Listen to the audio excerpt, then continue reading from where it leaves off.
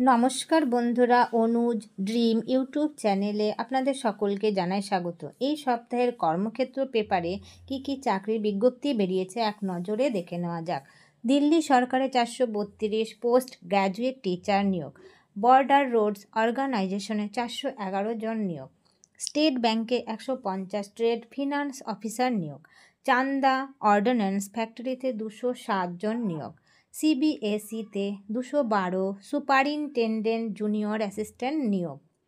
কলকাতা মেট্রোতে 128 তরুণ তরুণীকে apprenticeship training. সেনাবাহিনীতে 104 গ্রুপ সি নিয়োগ। দক্ষিণ মধ্য রেলে দক্ষ খেলোয়াড় নিয়োগ।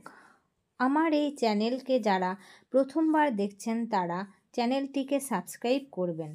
ধন্যবাদ।